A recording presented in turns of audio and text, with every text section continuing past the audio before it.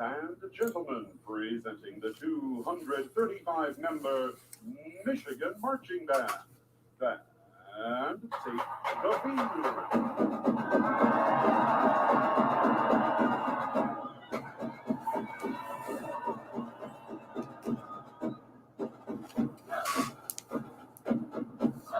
Under the direction of Professor Jamie L. Nix, the M Fanfare.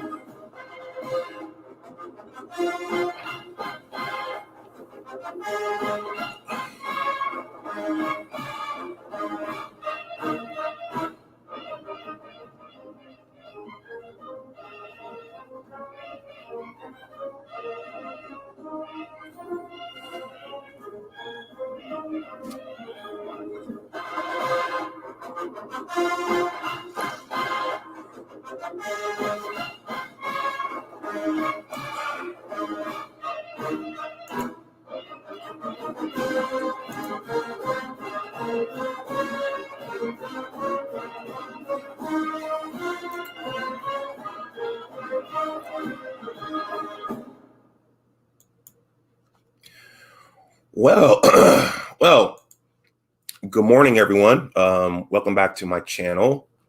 My name is Dr. Anwar Youssef Dunbar, and this is Big Discussions 76 Sports. First of all, please like the stream, please share it, and please subscribe to my channel if you're watching this live or watching it on the playback. I want to acknowledge Yakov22 and Jack Redman, who are the first two in here. This is going to be a short stream. Shout out to Johnny Olden. Johnny created a pre-recorded video last night with his thoughts on the game, and I'm just going to talk for a little bit about what I saw yesterday myself, because it's as us as Michigan fans, I think that's what we were hoping to see. Unfortunately, we got a unexpected surprise during the game. So this is just going to be a little short recap of what happened yesterday. I was pondering going on yesterday evening, but I had to help a cousin move, and then time just went on and on and on. And by the time I got back, I got tired, and I said, I'll just do a little something in the morning. But in any case, hope your Sundays are off to a good start right now. So let's jump in and let's just get right to it. So yesterday, let's see, Gigi Abraham said, "How did UT do?" I think he's referring to the university at Tennessee, and they won their game, I believe, against Bowling Green. But you know what, guys? I'm going to show you guys something very interesting. Gigi, since you asked that, I'm going to show you guys a comment that a Vols fan left under one of my Joe Milton videos, because I think it's pretty interesting. Give me 1 second here. Since Gigi asked this.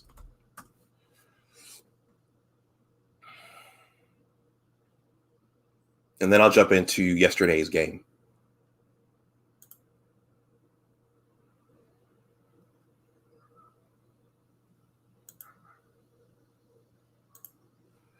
Let me see. Let me, oh, Texas.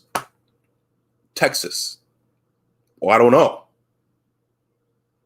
Well, since I pulled it up, Gigi, since I pulled it up, let's take a look at this anyway. This is regarding Joe Milton.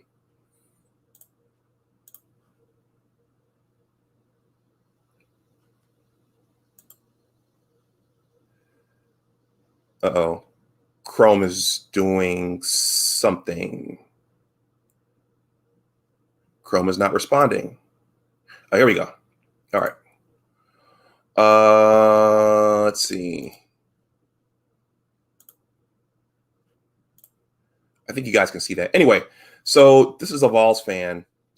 And Luke says, Vols fan here, after watching him play, this is under my "Was Joe Milton that bad a quarterback" video. Luke says, Vols fan here, after watching him play against Bowling Green, I'm not impressed even a little. This dude is an immobile, mobile quarterback. He missed 2 wide open receivers on deep passes, just like he did at Michigan. He has 0 touch on his passes. He also stands in the pocket like an actual statue. He looks scared of contact when he's running and refuses to put his head down and run someone over at 240 pounds. I can already see how this is going to shake out. He just went 11 for 23 against arguably the worst Division I defense in football. This is going to be a long season. Okay. Gigi, that's not what you asked for, but I thought that was worth taking a look at. So since you asked about Texas, let's take a quick look at Texas and see how Texas did.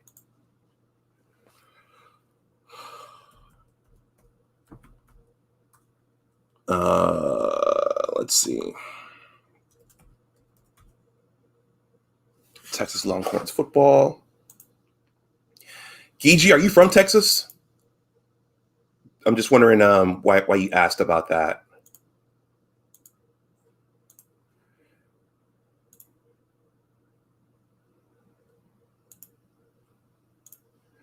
So there you go. Texas won 38-18 over the Louisiana Lafayette Raging Cajuns. So there you go. Okay, so now let's get back to the Michigan Wolverines. Okay, so guys, first of all, it was great to see the big house filled yesterday with fans and the band and those kinds of things. It was really, really good to see that. Last year was for every team pretty much. It was strange seeing the teams in there playing without the bands and without the fans, because for the college football experience, that's a part of the experience. Not so much in the NFL, but part of what you're looking for, and part of what you're used to seeing when you see your alma mater play, is hearing those fight songs and hearing the fans cheer. So it was good to see that once again, and it was probably good for the players as well. T-Bird 86, Gigi, just asked, why is he asking about Texas? Okay. So yesterday, the Michigan Wolverines defeated the Western Michigan Broncos 47-14. I'm going to go over some of my points here about the game, and then I'm going to go over the stats, and then I'll wrap up because I think as Johnny said over on his channel, what we were all looking for was to see if Michigan would take care of business and do what it was supposed to do, and it looks like that they did. So I made some scribbles here during the game. I'm just going to run through them. Again, if you're new coming in, please hit the like.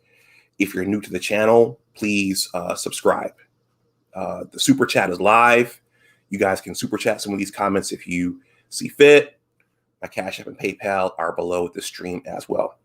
So I wrote down it was a good first drive for Michigan. Cade McNamara drove the team down, and I believe we got a score off of a Blake Corum run. Let's see. To me, it seemed as though the defense struggled in the first half. Western Michigan was running that spread, and that Caleb Ellaby quarterback, he was making some pretty good plays. I think he was a sophomore. Blake Corum was asserting himself in the first half on the ground, and he had that really nice kickoff return. Let's see, the Ronnie Bell catch before Ronnie got hurt. He had what could have been a really signature catch going out of bounds that the referees waved off because they said it was there was offensive pass interference. I didn't see that, but the referees called it. So I thought that was I thought that sucked that they took that play away from him. But early on, it looked like Ronnie Bell was really looking to assert himself, and Cade McNamara was going to him early. Guys, please get the likes up if you can. In the second quarter, let's see, Ronnie Bell caught a TD. He caught it somewhere around the 30 or the 40. Then he ran it in, showed us his speed, and then he got hurt right around 7 minutes and 45 seconds in that second half. I believe it was on a punt return. Yeah, in Johnny's video, Johnny pointed out that he was returning a punt. And I think I stepped away from the TV at that point, and I went back and I saw that he was down and he wasn't getting up, and they had to carry him off. And any of you out there who have suffered a knee injury, when it's bad. And he couldn't walk off the field on his own power, and the medical staff was over there with him for a while, and then they carted him off. And anytime a player gets carted off, it's pretty bad. So I haven't seen any official reports on what it is, but I suspect that he tore something. It's probably his knee, and he probably tore something.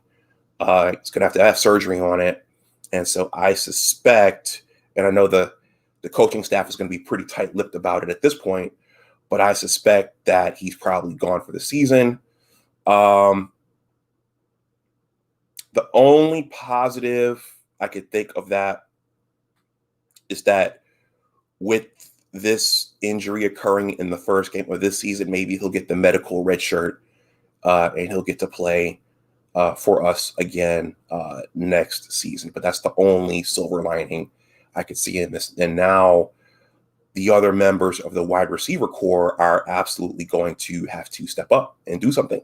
So I'm looking at you, Cornelius Johnson and AJ Henning and you guys. You guys are going to have to step up now and fill in for this, because Ronnie was making plays. Ronnie was looking to be that number one option. He had the experience, he had the speed, and someone else is going to have to do that now. But I think it'll be okay, at least in the short term, because Cade McNamara seemed like he seemed like the Caden McNamara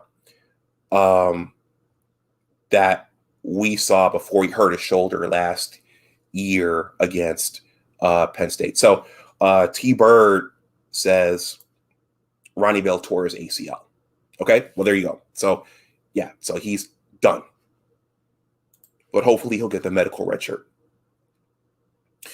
Let's see. I scribbled down here. Hassan Haskins scored in the second quarter at 6 minutes and 18 seconds. And at the end of the second quarter, it seemed that the coaching staff was really going to the running game and trying to assert the running game.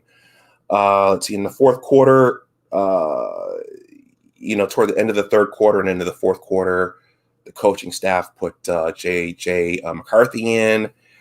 I left early because I had to go, help my cousin move. But from what I saw from J.J. McCarthy, he looked like a true freshman. I think I saw on Johnny's video that he made a couple of good throws. I didn't see those, but what I saw, I wasn't overwhelmed.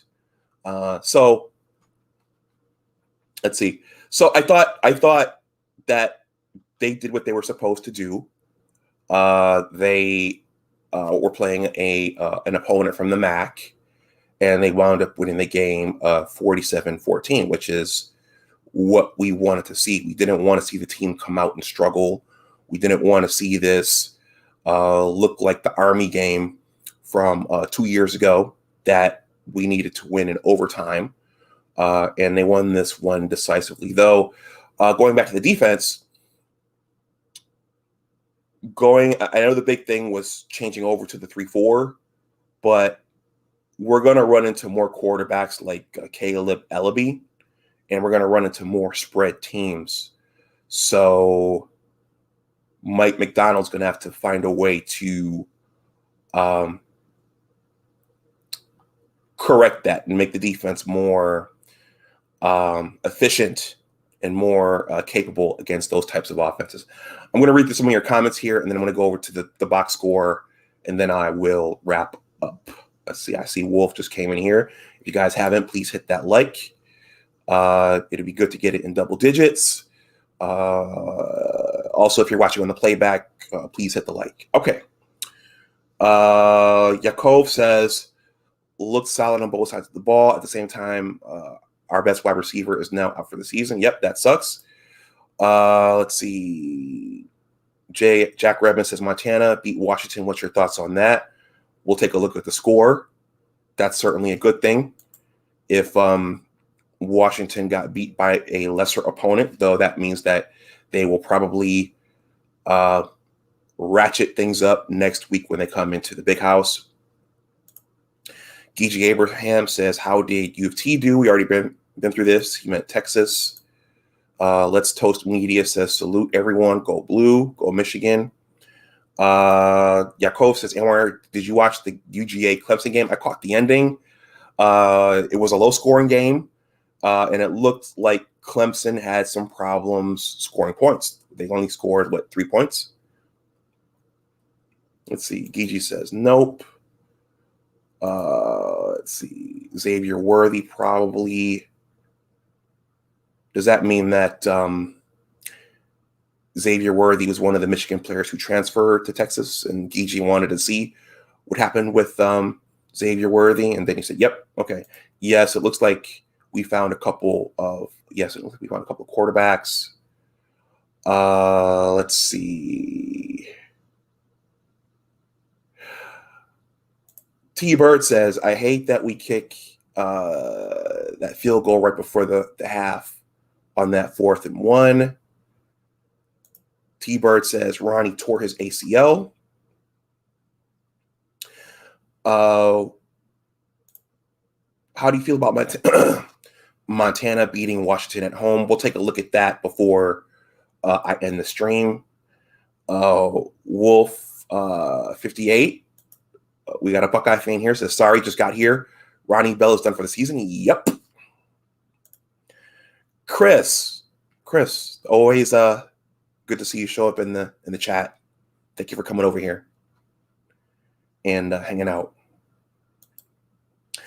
Really Chris says, yikes, tore his ACL. I know that surgery and rehab all too well. Okay, so Chris, it sounds like you've had a knee injury in your lifetime. So have I. Those are not fun to have or fun to have to come back from. But fortunately, Ronnie Bell is in his early 20s. He's an athlete, so he should recover pretty quickly. Let's see. Dre says, who ranked these teams? Wolf says Montana is one of the best FCS teams in the country. And Wolf says, I can see Montana beating a lot of Power 5 teams. So guys, just really quickly, if you guys ever want to reach out to me via email, yeah, that email address right there, bigdiscuss76@bigwordsarepowerful. I know that's a mouthful, but if you have topic ideas, or if you want to have if you have some things you want to share personally that are not in the comment section, you can email me there. I set that email address up specifically for my YouTube endeavors. So bigdiscuss76@bigwordsarepowerful.com. I know that's a mouthful. All right. Let's see. Again, the super chat is live. My Cash App and PayPal are below this video. Okay, so let's take a quick look at the stats from yesterday's game. I'm just going to go through the quarters and then look at the offensive stats and defensive stats. And then since you guys mentioned Montana, we'll take a look at the Montana-Washington game because Washington is Michigan's opponent for next week. Okay, so Michigan won all the quarters. You know, the first quarter they won 10-7. The second quarter they won 17-zip. The third quarter they won 6-zip. The fourth quarter they won 14-7. Final score was 47-14. Let's see. Western Michigan's quarterback, Caleb Ellaby, he was letting it fly. He went 20 for 37 for 191 yards and 1 touchdown. They got balanced production out of their running game. And I think it's going to take time for our new 3-4 defense to gel and to get a level of comfortability out there. Johnny pointed out in his video that Brad Hawkins is wearing the number 2. For those of you who don't know, that's a big deal because Charles Woodson wore the number 2. And I think like the number 1, the number 2 jersey is now holy. So it is a bit of a head scratcher that Brad Hawkins has been allowed to wear the number 2 Michigan jersey. Let's see. Receiving. In this spread offense that Western ran, they got balanced production all around. Let's see. Defensively, they got 1 sack. You know, there's a host of tackles here. I'm not going to go over the special teams. Now let's take a look at our team. Caden McNamara went 9 for 11 for 136 yards and 2 touchdowns. So he didn't put a lot of passes up, and that's probably attributed to him being taken out early, and also at some point the coaches tried to assert themselves. They tried to assert the offense on the ground, and it looks like they were able to do that. But that's a really good completion percentage, 9 for 11. That's really, really good. There were no INTs there. J.J. McCarthy got in and went 4 for 6 for 80 yards and 1 TD in relief of Caden McNamara. And going back to, I'll get to Brad Hawkins again in a second.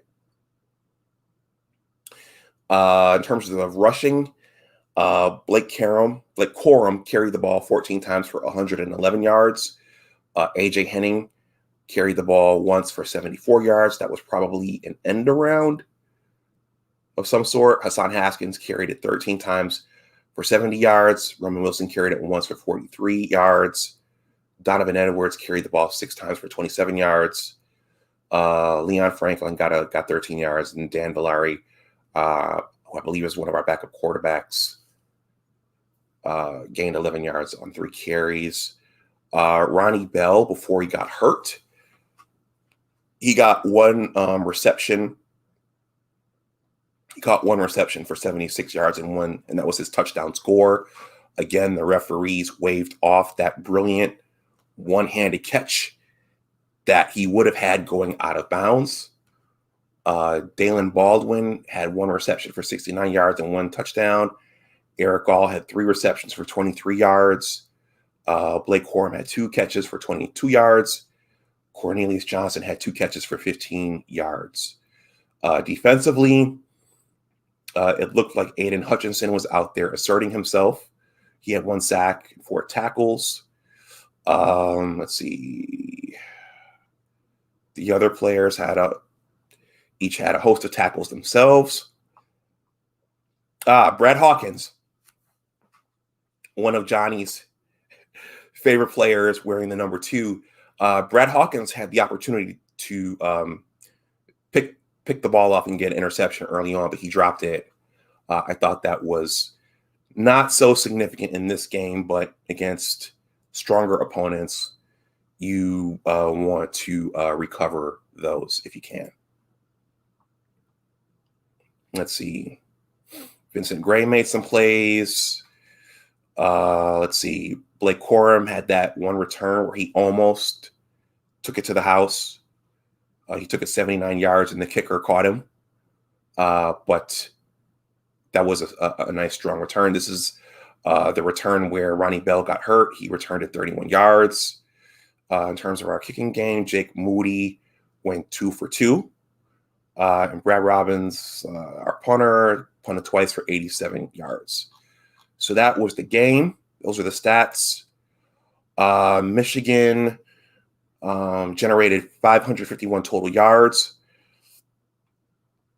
We generated 216 passing yards and 335 rushing yards for an average of 9.2 yards per play. Michigan had 22 first downs. Our third down efficiency was 8 of 13. Our time of possession was 28 minutes and 9 seconds. So Western edged us out in time of possession just barely. So guys, that was the game. Those are the stats. Let's take a look at what happened. Well, let me read through some of your comments. Then we'll take a look at the Montana-Washington score, and then I'll wrap this one up. Let's see. Dre said, who ranked these teams? Let's see. Yakov said Penn State and Wisconsin, 16-10, great defense or bad offense? That's a good question. I didn't see it. Yakov said, yeah, the Penn State-Wisconsin game was weird, at times hard to watch. T-Bird said, Oklahoma does not look like a top 25 team. Dre says the Big Ten has a lot of good running backs. Wolf 58 says it's week 1, can't overreact to the good or the bad. I agree. Let's see.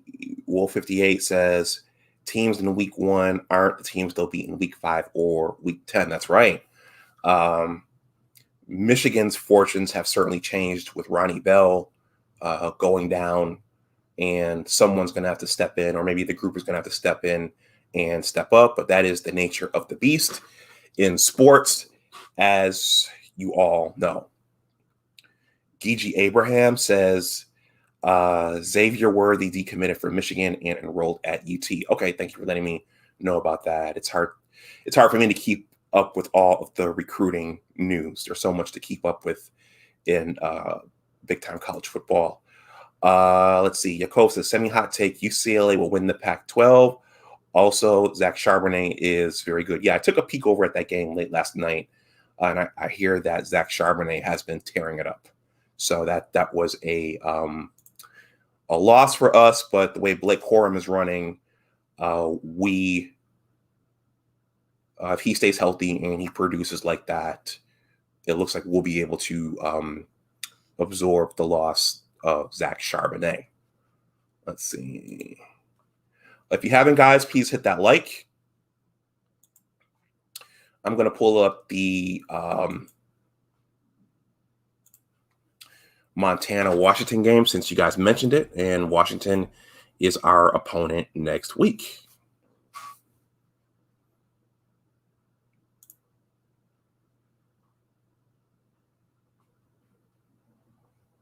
Okay.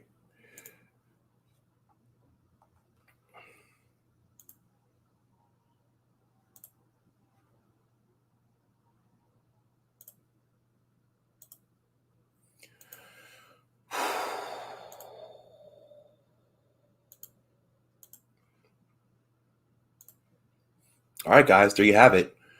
Looks like the Montana Grizzlies defeated the Washington Huskies 13-7. So doesn't look like it was an impressive game, but it looks like Washington underperformed because the commentators for our game yesterday were talking about how Washington has a very, very solid offensive line and that they might be one of the better teams in the Pac-12. So Michigan needs to be mindful of that. But it looks like they blew a fart yesterday. Let's take a quick look at their stats. So Montana's quarterback only put up 105 yards. So let's take a look at Washington. So Dylan Morris, that's their quarterback. Oh, there you go. He threw 3 interceptions. That did have a lot to do with the outcome of that game. So he went 27 for 46 for 226 yards. Usually when you see that many pass attempts, that means that they weren't able to get anything going on the ground. So perhaps Washington doesn't have the most competent or effective running game. Let's see. It looks like they got pretty good production from their wide receiver core.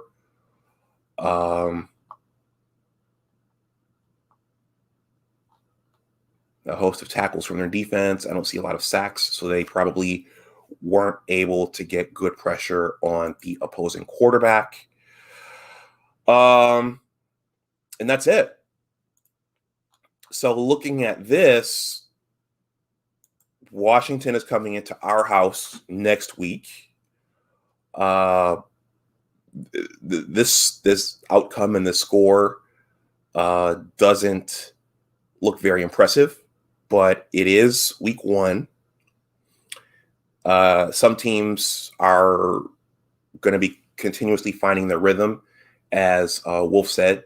Some teams will gradually gel and get better, and so it's entirely possible that the Washington team that we're seeing right here on this box score may look completely different next Saturday at the Big House when they come to play our Wolverines. So let's see what the spread is, what the odds makers give our two teams going into next week. I'm going to read a few more comments and then I'm going to shut this down. I'm going to bring the Michigan score back up so we could look at that as I read through the comments. Let's see.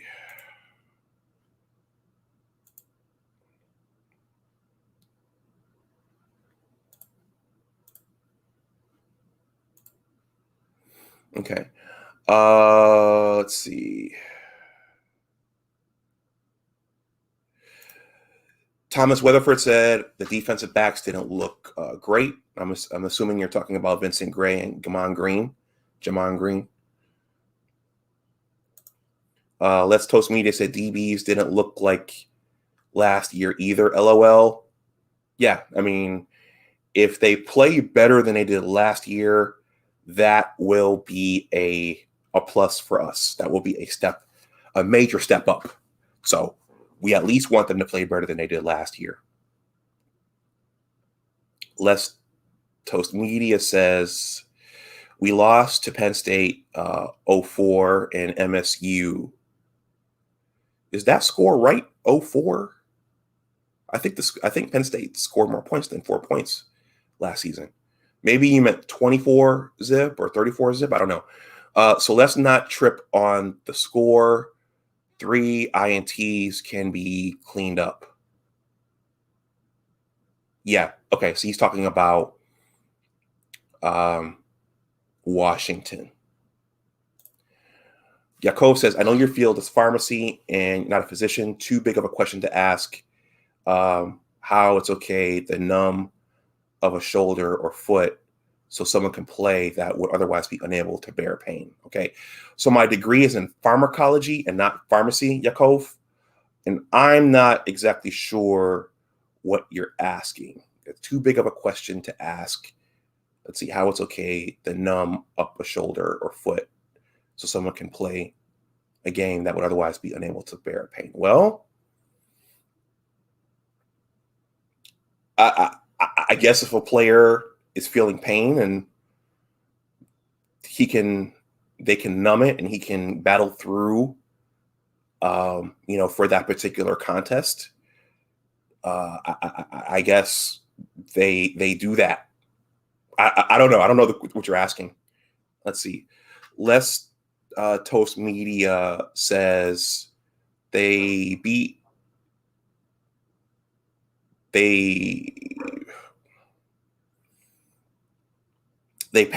Penn State was 0-4 before playing us.